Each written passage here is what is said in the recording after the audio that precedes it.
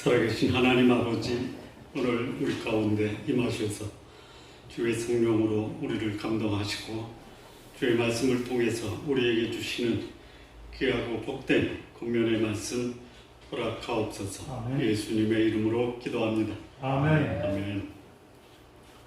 우리는 지난 시간에 부자 청년, 예수님께 영생과 또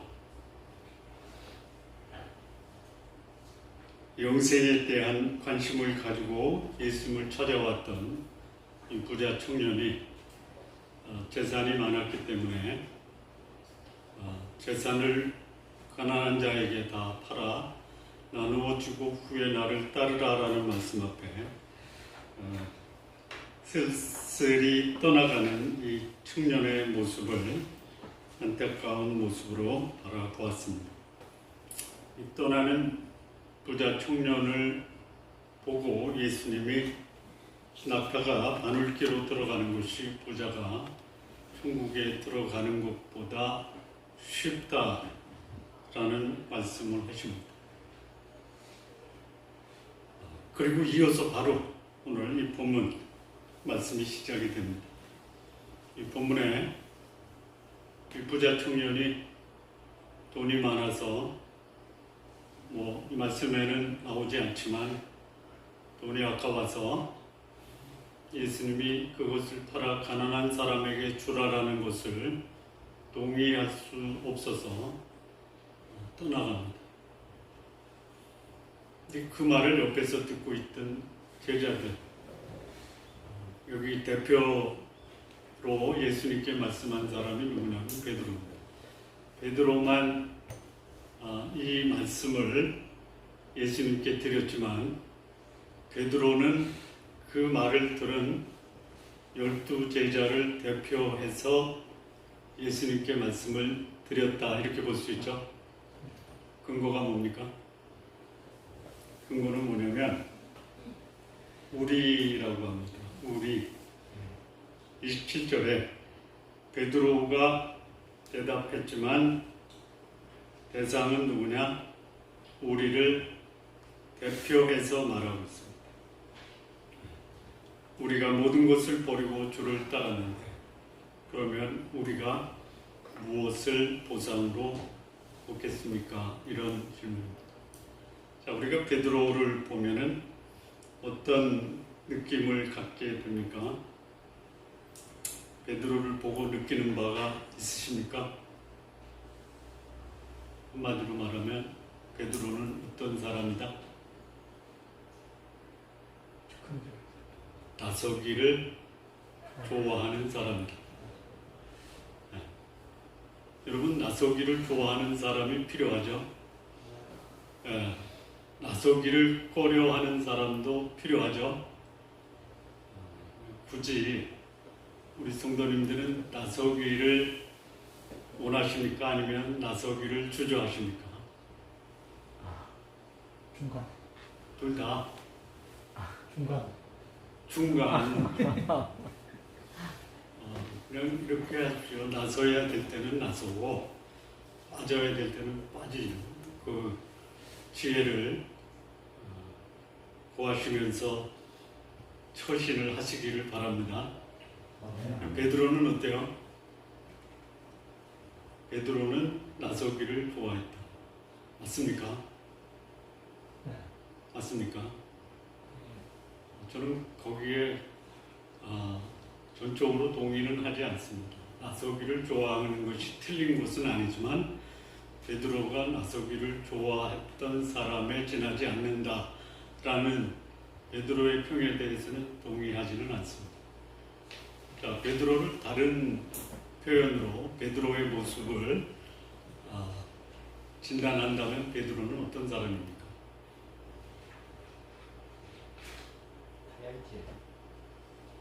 다혈질이요. 성질 다혈질. 급한 사람. 성질 좀 급하고 다혈질. 뭐라고 그랬어요? 다혈질. 다혈질. 다혈질. 아니라고 말씀을 드리지는 않겠지만 그 모습이 베드로의 가장 대표적인 표현이냐? 뭐 우리 인간적 시각에서 보면 그럴 수 있어요. 베드로를 예수님의 시각에서 보면 어떤 인물일까요? 네? 아니, 그런 관점에서도 봐야 될 겁니다. 여러분을 나의 경험과 판단을 가지고 여러분을 평가해 주기를 원하십니까? 아니면 제가 여러분들을 예수님의 관점으로 평가해 주기를 원하십니까? 둘 다. 누가 그랬어요? 둘 다. 아니, 내가 부족해도 예수님의 관점으로 나를 바라봐 주면 좋겠죠. 네. 그렇죠. 네. 그 예수님의 관점으로 베드로를 바라보면 어떤 모습이에요? 충직하다. 어? 충직하다. 충직하다. 충직하다. 순수하다. 어? 순수하다. 순수하다. 조금 수 높은 말로 좀 하면 안 되나? 뜸들이지 말고 빨리 얘기해라. 이런 다듬어지지 않은 원석과 같은 보석이다. 좀 낫죠? 예? 오늘 우리들의 모습이 예수님이 보실 때 보석이죠. 그렇죠? 그런데 한편으로는 조금 다듬어줘야 될 필요가 있는 보석이죠. 네. 베드로가 그런 사람이에요. 그러니까 예수님이 베드로를 포기해요, 안 해요? 안 하죠. 안 하시죠. 예수님을 부인했어요. 저주까지 했던 베드로예요. 그게 뭐예요? 다듬어지지 않은 베드로의 모습이에요. 근데 그 안에 뭐가 있어요? 원석이 있어요. 그러니까 하나님이 우리를 지금 이 소위 불순물이 섞여 있는 원석의 보석을 다듬어 가고 있다. 자, 부자 청년은 돈이 많아서 다 나눠주고 나를 쫓으라 하는 말에 슬픈 기색을 띠고 떠나갔는데요.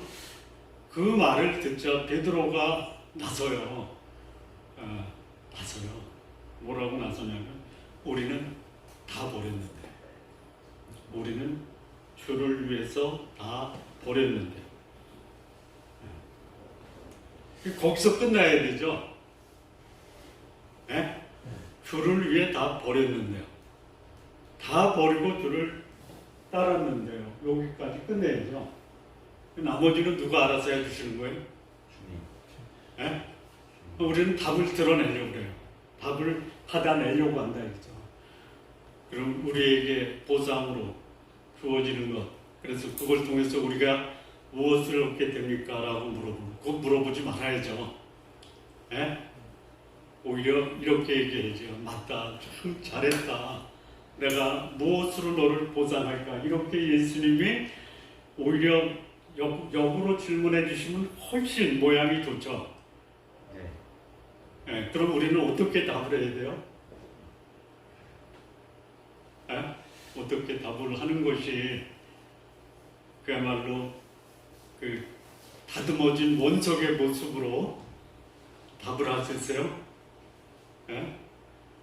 잘하였다 충성된 종아, 내가 지극히 작은 일에 충성하였으니 더 많은 것으로 너에게 갚으리라 라고 하면은 우리는 어떻게 답변해야 돼요? 어떻게 답변해야 되냐?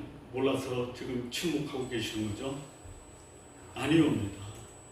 저를 써주신 것만 해도 감사하고 제가 했다라는 것은 당신의 안목으로 보시면 아무것도 아닌 무익한 것 아닙니까?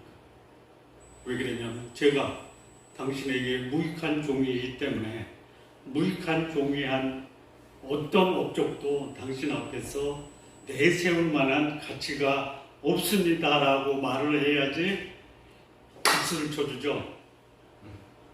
우리 한번 연습할까요? 참 고생하셨습니다. 참 수고하셨습니다.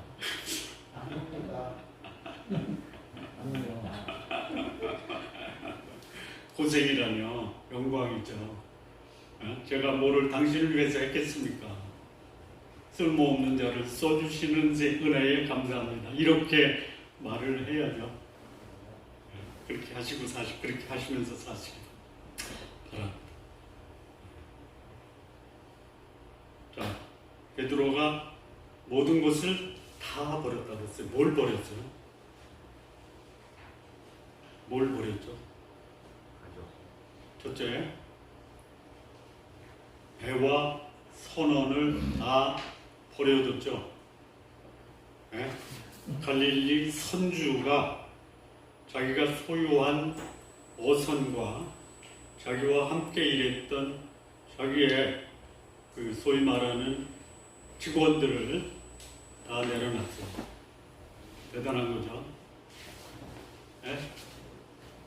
전혀 나하고 상관없는 것처럼 표정을 짓지 마시고, 야, 대단하다. 또 뭘 버렸죠?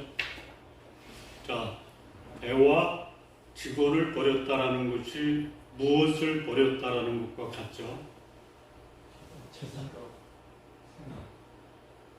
의식주를 버린 거죠. 생계 수단을 버린 거죠. 자, 또 베드로가 뭘 버렸죠? 우리는 베드로의 장모가 예수님이 가버나움에 왔을 때 베드로 집에 가겠다라고 했을 때 베드로의 장모는 열병에 누워 자리 보존을 했죠. 왜 그랬을까요? 감기 들려서. 화병. 열병은 다른 말로 화병. 속에서 열이 나가지고 이 머리를 제대로 들 수가 없을 정도로 머리가 아팠던. 왜 베드로의 장모가 예수님이 온다고 말씀을 듣고 속에서 불이 일어나서 자리 보존을 했을까요? 네? 쓸만한 사이를 소위 의식주를 다 버리고 자기를 따르게 할 수가 있어. 그래서 베드로는 뭐를 버린 거예요? 뭐를 버린 거예요? 가족을 버린 거예요. 가족을 버린 거예요. 여기 베드로가 다 버렸다 그랬잖아요. 여기 뭐 형제나 자매나 부모나 자식을 버린 자, 전토를 버린 자. 그러니까 예수님이 베드로를 아신 거예요. 네가 뭘 버렸는지 알아. 여기 베드로는 다 버렸다고 했어요. 근데 이제 의식주 문제의 생계 수단을 버린 것도 성경에 기록이 돼 있고, 부인과 장모님을 돌보지 않은 것도 성경에 나와 있고, 근데 하나 안 나오는 사람이 있어요. 부모님까지도 버렸다. 이 장모님을 부모로 할 수 있고, 근데 나오지 않는 자가 누구냐면 자식이 안 나와요. 자식.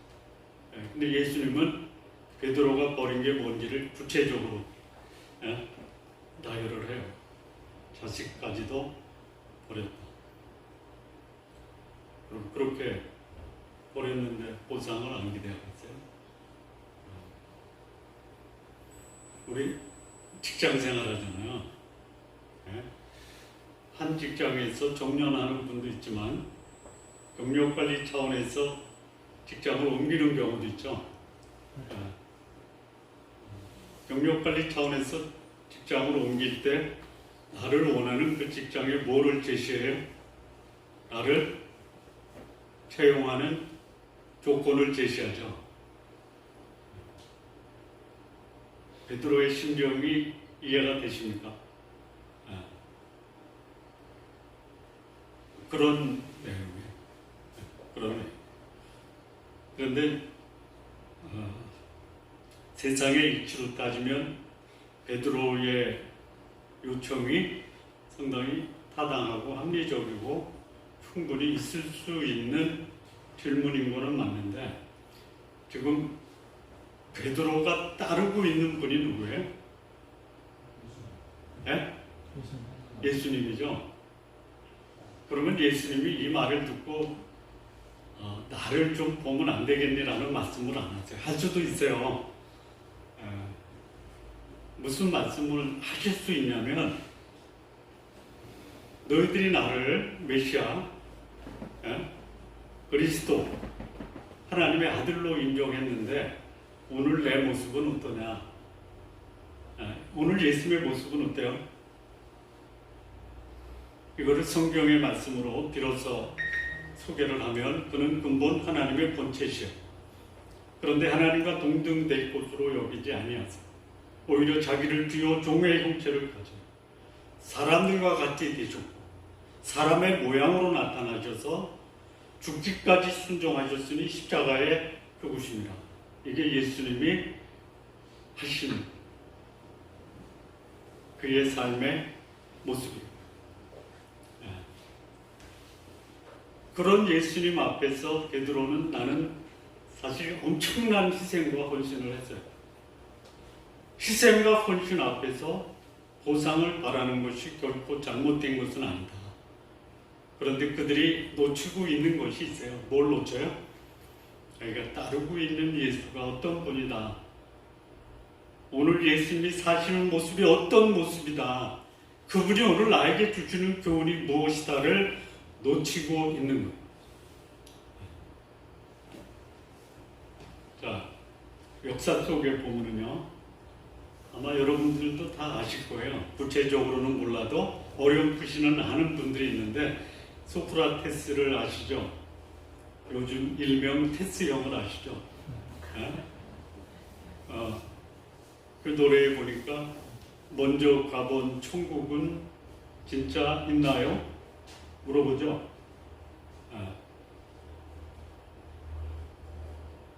그를 따랐던 제자들이 그가 따랐던 선생 소크라테스로부터 뭐를 받았습니까? 보상을 받았습니까? 받았죠. 뭘 받았어요? 나는 소크라테스의 제자다. 받았죠. 플라톤이나 아리스토텔레스가 우리 스승은 소크라테스예요. 세계 사상의 양대 산맥인 플라톤과 아리스토텔레스가 소크라테스의 제자였다. 그것만 가지고도 보상을 받은 거죠. 공자님의 제자, 자로, 굉장히 많은 제자들이 있어요. 계로, 자로. 공자님도 소위 한 나라, 노나라의 국상까지 올랐지만 정치 이념이 다르기 때문에 거기서 파직이 돼요. 그리고 중국 전역을 주유하면서 자기가 깨닫고 정리한 것을 가르쳐요, 제자들과. 그들이 스승인 공자로부터 무슨 보상을 받았어요? 받았죠? 뭘 받았죠? 우리의 스승님은 공자님이다. 받았죠? 예수님을 따랐던 제자들이 있어요. 이 예수님을 따랐던 제자들은 사실상 누구를 따른 거예요? 누구를 따른 거예요?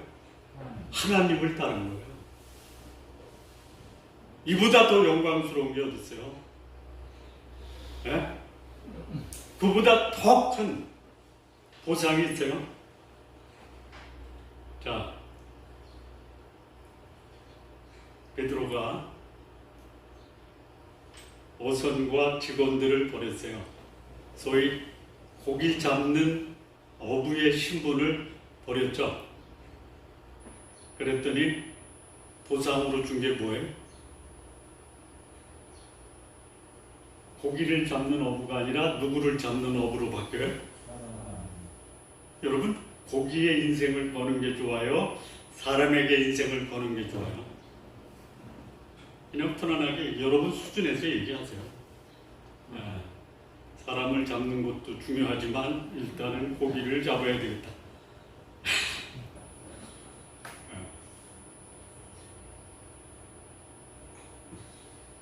그걸 놓치고 있었던 거예요. 제자들이 베드로를 대표 선수로 내세우면서 아마 그 부자 청년에게 얘기할 때 제자들 사이에서 여러 가지 얘기가 왔을 거예요. 그리고 베드로한테 부추긴 거예요. 형님께서 한번 우리 스승님께 질문을 드려주십시오. 무슨 질문? 우리 다 버렸지 않았습니까? 형님 보십시오. 다 버렸지 않습니까? 그럼 우리가 뭘 기대하는 게 있어야 되지 않습니까? 그때 베드로가 어떻게 얘기했냐면 우리가 우리 생명의 구주이시고 하나님이신 우리의 스승님 예수님 하나님을 따르는 것만 해도 우리에게는 엄청난 보상과 축복이 아니야. 이렇게 얘기를 해줬어야죠. 우리 여러분의 말로 답변을 한번 해주십시오. 여러분 예수님을 따르면서 기대하는 보상이 무엇입니까? 답변.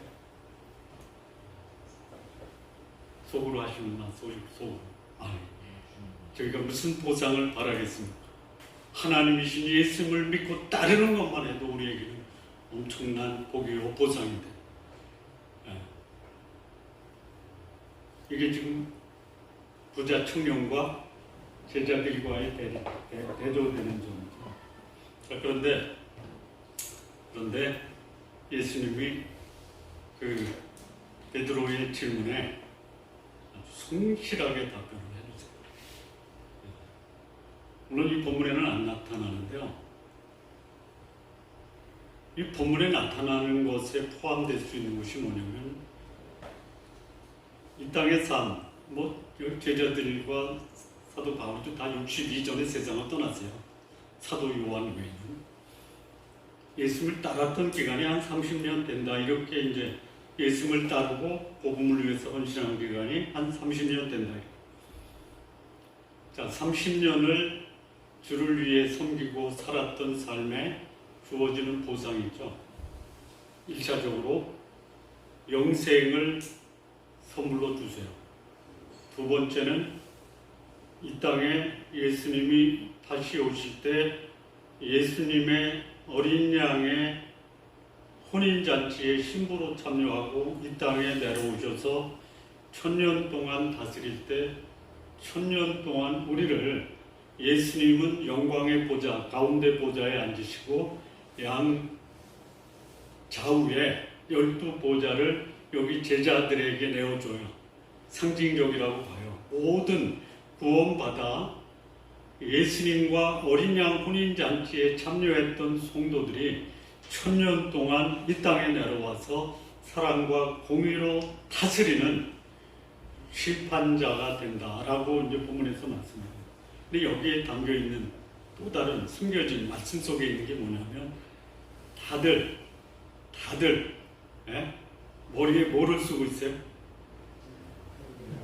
뭐를 쓰고 있어요? 면류관을 써요.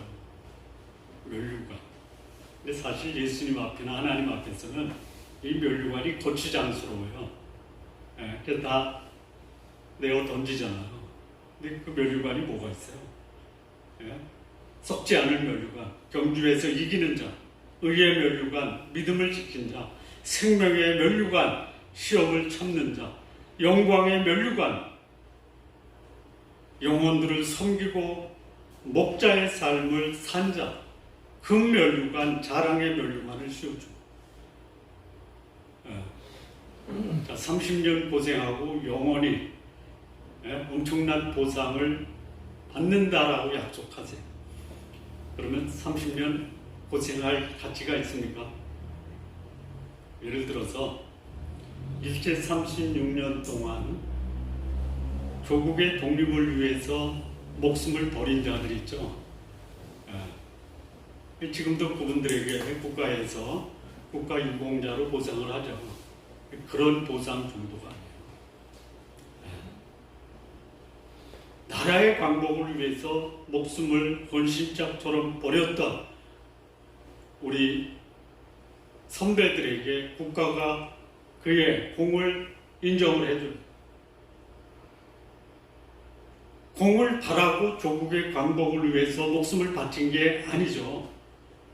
보상을 바라고 국가의 광복이 중요하기 때문에 그 사명과 목표 앞에서 인생을 드렸어요. 자, 우리 영원하신 하나님, 죄와 사망에서 구원하신 예수 그리스도 그분을 위해서 우리가 내가 속해 있던 모든 것을 버리고 따를 만한 가치가 있어요. 기대는 안 하고 보상을 원치 않지만 그런 자들을 위해서 예수님이 예비하신 상급이 있다. 이 상급은 그야말로 가히 놀라울 정도의 큰 축복이에요. 자, 모든 것을 버렸어요. 그리고 주를 따랐어요. 그럼 어떤 보상이 준비되어 있는가? 본문에서 세 가지를 좀 볼 수 있어요. 첫째는 28절이요. 예수께서 이르시되 내가 진실로 너희에게 이르노니 세상이 새롭게 되어 인자가 자기 영광의 보좌에 앉을 때에 나를 따르는 너희도 12 보좌에 앉아 이스라엘 12지파를 심판하라. 이게 첫 번째 보상이에요. 세상이 새롭게 돼서 인자가 즉 예수님이 영광의 보좌에 앉을 때 그를 따르기 위해서 모든 것을 버린 여기 제자들, 베드로를 비롯한 제자들이 같이 12 보좌에 앉아 세상을 심판하게 된다. 여기 이제 해설을 필요로 하는 게 있는데요. 예수님이 12지파, 이스라엘의 12지파를 심판할 때 그 심판을 같이 하는 보조 심판관이 누구냐면 예수님을 따르는 제자들이에요. 그러면 세상이 새롭게 된다는 언제냐? 예수님이 이 땅에 다시 오실 때 재림하실 때. 그 다음에 이스라엘의 12지파는 누구냐?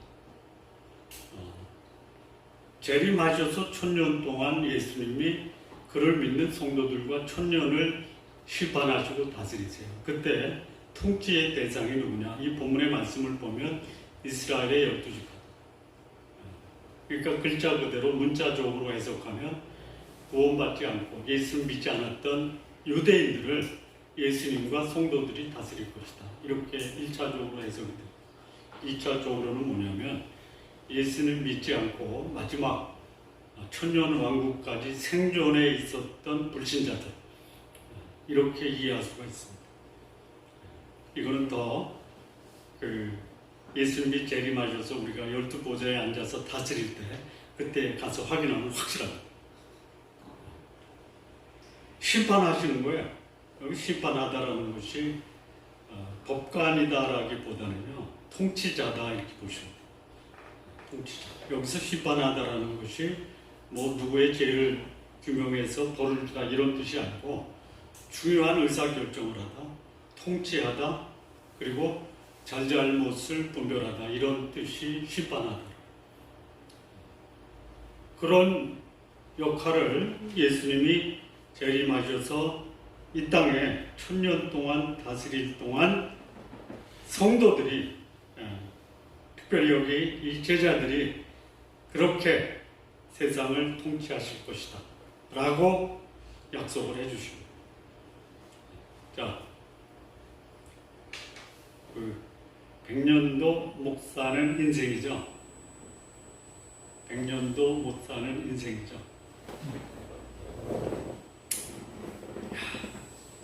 100년 동안 살면서 좋은 흔적을 남기고 가시기 바랍니다. 근데 100년도 안 되는 세상을 주와 하나님 나라를 위해서 다 버리고 따랐어요.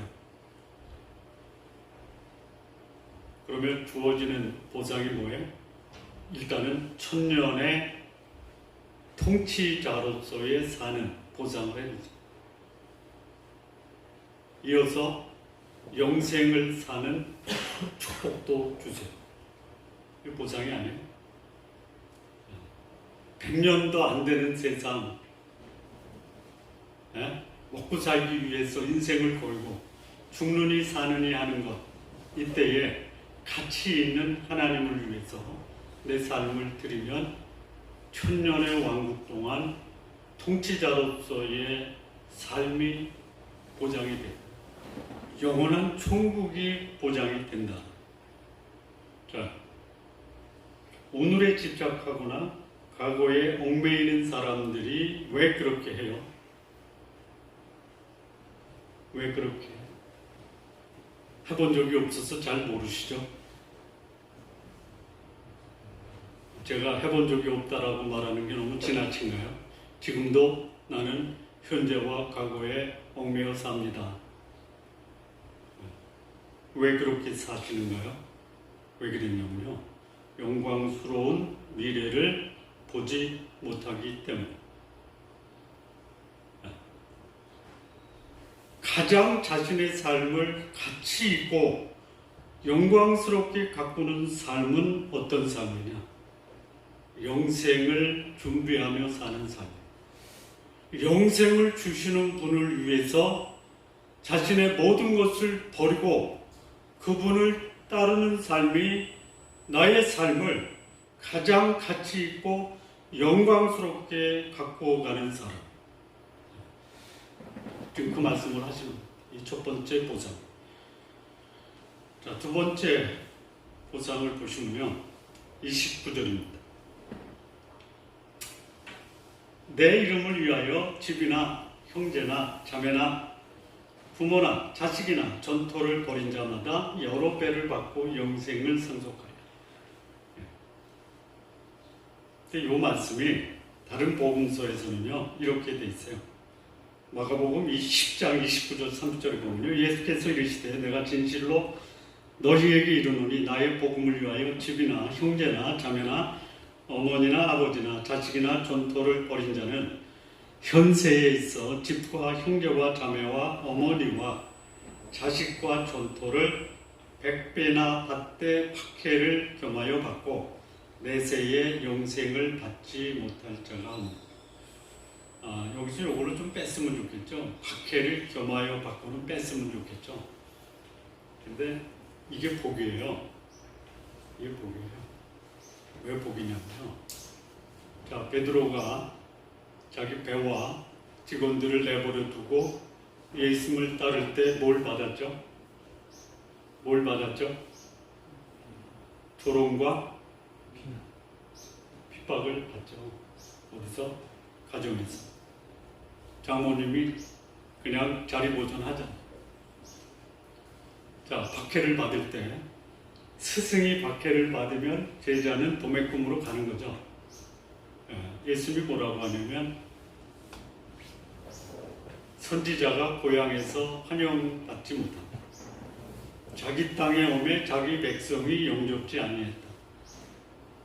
예수님이 받는 그 박해를 제자들도 받아요. 이게 동시적 사건이다라기보다는 순차적 사건이 아니냐, 저는 그렇게 이해해요. 그것을 박해를 받고 하나님께서 보상해 주시는 현세의 복이 뭐냐? 100배예요, 100배. 100배. 이거 받아야 돼요. 그런데 먼저는 뭘 받아야 돼요? 박해를 받아야 돼요. 축복도 받다가 박해도 받다가 축복도 받을 수도 있고요. 박해를 먼저 받고 축복을 받고 갈 수도 있고.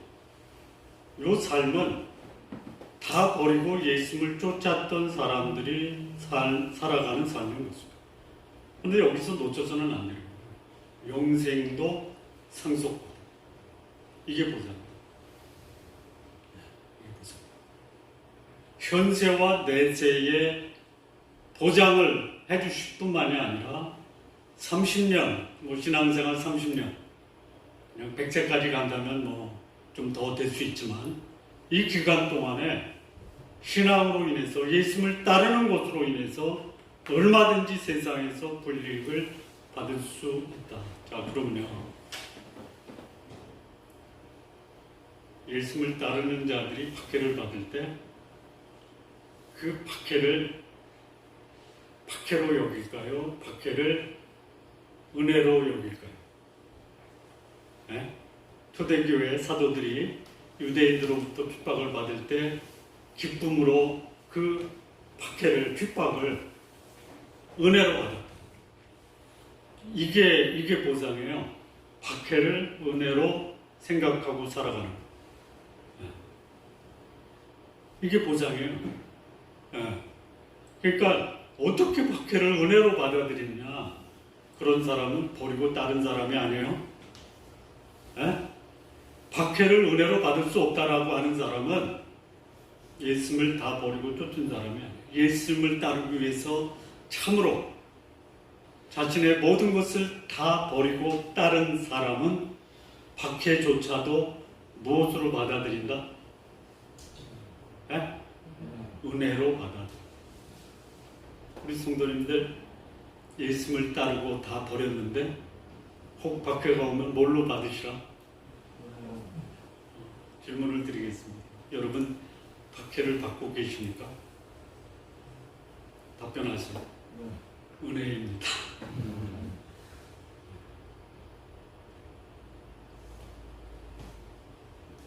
이런 사람이 있어요.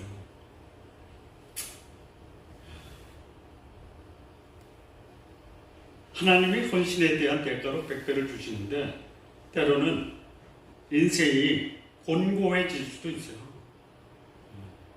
그거를 은혜로 받아들이고 살아가는 사람이 하나님이 나에게 보상을 해주셨다라고 고백할 수 있는. 자, 세 번째 30절 보면요. 그러나 먼저 된 자로서 나중되고 나중된 자로서 먼저 될 자가 많으니. 이 대목에서는 아멘을 하셔도 괜찮습니다. 뭐를 아멘하세요? 처음 된 자로 나중된 자에 아멘하지 마시고요. 나중된 자로서 먼저 될 자가 많다라는 이 말씀에 아멘하십시오. 그러면 보상이 되죠. 자, 이게 다 버리고 쫓은 자가 이 말을 들었을 때 감동이 되겠습니까? 아니면 마음이 불편하겠습니까? 네? 감동이에요? 불편이에요? 불편하죠. 베드로가 이 말을 들었단 말이에요. 나한테 하신 말씀이네. 그러면 베드로가 이 말을 받았을 때 나중된 자로서 먼저 된다라는 것을 자기에게 적용했을까요? 아니면 먼저 된 자로서 마지막이 될 수 있다라고 자기한테 적용했었을까요?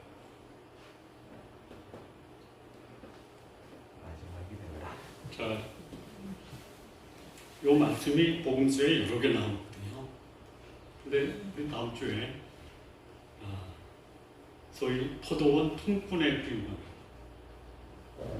아침 6시부터 오후 5시까지 3시간 간격으로 포도원 주인이 포도원에 들려보내요. 그래서 5시에 온 사람이 6시에 임금을 계산할 때 보니까 한 데나리온을 받아요. 아침 6시에 온 사람이 자기보다 늦게 들어온 사람이 한 데나리온을 받으니까 나는 죽어도 1,500배 더 받지 않겠느냐, 이런 생각을 해요. 그걸 뭐라 그래요? 착각. 포도원 주인이 6시에 들어오는 사람과 계약서를 썼죠. 하루 일하면 한 데나리온. 9시에 온 사람도 한 데나리온, 12시에 온 사람도 한 데나리온, 3시에 온 사람도 한 데나리온, 그리고 1시간 남겨놓고 5시에 들어온 사람도 한 데나리온. 그래서 계약한 대로 준 거예요. 그런데 6시에 온 사람이 한 데나리온 받아요. 감사해야 돼요? 아니면 불평해야 돼요? 감사해. 네? 감사해. 근데 감사했어요? 불평했어요? 네? 불평했어요. 네. 포도원 주인이 잘못했어요? 아니죠. 그래서 6시에 들어온 사람은 고생은 고생대로 하고 마음에는 원망과 불평이 가득하고 포도원 주인으로부터는 쫓겨나요. 이게 뭐예요? 처음 된 자가 나중된 사람은 1시간밖에 일 안 했어요. 한 데나리온 받아요. 이게 보통 은혜가 아니잖아요. 그냥 뭐 어쩔 줄 모르는 거예요. 예.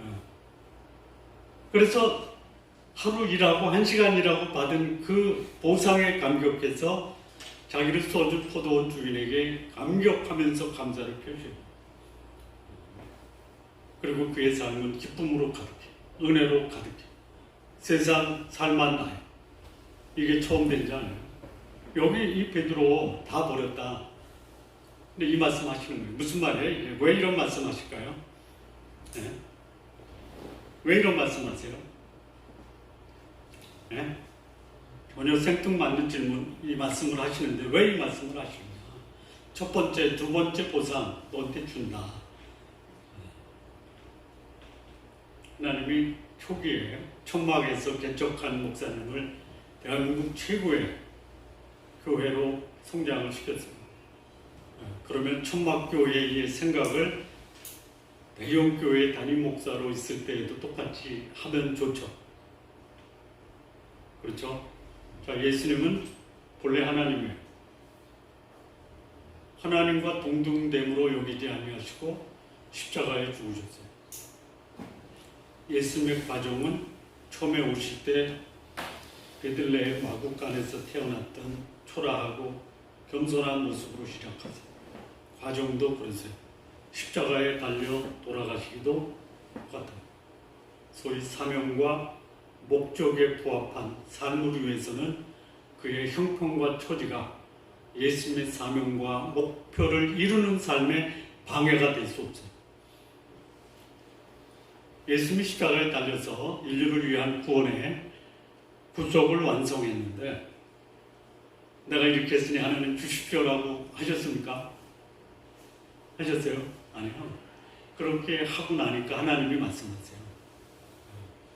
그를 지극히 높여 모든 이름 위에 뛰어나게 하시고 모든 무릎으로 그 발 앞에 엎드리게 하시고 모든 입으로 그를 주라 시인하여 하나님께 영광을 돌리게 하셨다. 자, 예수님이 이 땅에 오신 것은 뭐냐면 아버지를 영화롭게 하는 거예요. 시작도 그렇게 하셨고요. 과정도 그렇게 하셨고요. 마무리도 그렇게 하셨고요. 마무리 진 다음에도 그 영광이 누구한테 돌아가요? 아버지 하나님께 돌아가요. 그거 잊지 말라라는 거예요. 처음 됐다가 나중 될 수 있다. 천막교회 하다가 대형교회로 발전하니까 온갖 구설수에 시달리는 그런 초라하고 추한 모습으로 생을 마치지 말아라라고 하는 말씀이 이 말씀입니다. 이거 우리가 심각한 예수님의 경고의 말씀으로 들어야 돼요. 내가 준 복을 가지고 네 이름을 드러내는 데 쓰지 말아라. 그렇게 되면은 내 인생 초라해진다. 처음 됐다라고 생각한 그가 그것으로 인해서 자신의 욕망과 자신의 가치를 지나치게 높이면은 추락하는 초라한 인생이 될 수 있다. 그러나 늘 아랫자리에서 낮은 자로 겸손하게 자신의 삶을 살면은 하나님이 그를 높인다. 보상을 구하는 게 아니라 예수님이 이 땅에 우리에게 보여주신 모본인 사명과 목표에 충실한 삶을 살면 그 사람을 통해서 하늘에 계신 하나님 아버지가 영광을 받고 그런 충성스럽고 겸허한 삶을 산 자를 하나님이 지극히 높으신다. 높여달라고 하지 말고 내가 위대한 일을 이뤄도 저는 무익한 종입니다. 다만 할 일만 했을 뿐입니다. 라고 하나님 앞에서 자신을 겸허하게 살자라. 이게 오늘 예수님이 내가 다 버리고 주를 따랐는데 무엇을 주시겠습니까? 기대하지 말자. 기대하지 않아도 나를 위해서 예비하신 하나님의 은혜를 주시면 감사함으로 받고 그것을 가지고 목에 힘을 주다가 있는 것까지 다 빼앗기는 초라한 인생으로 전락되지 말자라는 것이 마무리 짓겠습니다. 우리 신앙인이 갖추어야 될 의식이 있어요. 갖추어야 될 의식. 무슨 의식이냐? 나의 모든 것은 누가 주셨다? 하나님이 주셨다. 내 것을 버린 게 아니라 하나님의 것을 하나님께 드렸다. 이 의식이 무슨 의식이에요? 소위 말하는 청지기 의식. 나 없이는 하나님이 아무것도 할 수 없다라는 그런 소위 공로의식이 아니라 쓸모없고 가치 없는 존재를 사용해 주셨다라는 의식을 갖잖아요. 그게 무슨 의식이에요? 은혜의식을 갖고 살잖아요. 나 없이는 하나님의 나라가 세워질 수 없다라는 교만을 버리고 나에게 은혜를 주신 하나님의 은혜에 감사하는 겸손한 의식을 갖고 살자라는 거예요. 이런 의식의 전환이 있어요. 그런 의식의 전환을 가지고 하나님께 내 삶을 드리는 사람, 우리가 기대하고 예상했던 것보다 더 큰 보상을 하나님이 준비해 놓고 계시다. 그것을 믿음의 안목으로 바라보고 하나님이 예비하신 그 엄청난 보상을 놓쳐버리고 초라한 인생의 말로를 비참하게 살아가지 않기를 우리 성도님에게 간곡하게 말씀을 드립니다. 기도하시겠습니다. 하나님 아버지 감사합니다. 하나님이 우리를 구원하시고 또 우리를 써주시는 것에 감사하여 할 수만 있다면 우리의 모든 것 주 앞에 드리고 또 주를 따르는 그 삶의 큰 기쁨과 감격과 은혜를 누리며 사는 우리 성도님들 되게 하옵소서. 예수님의 이름으로 기도합니다. 아멘.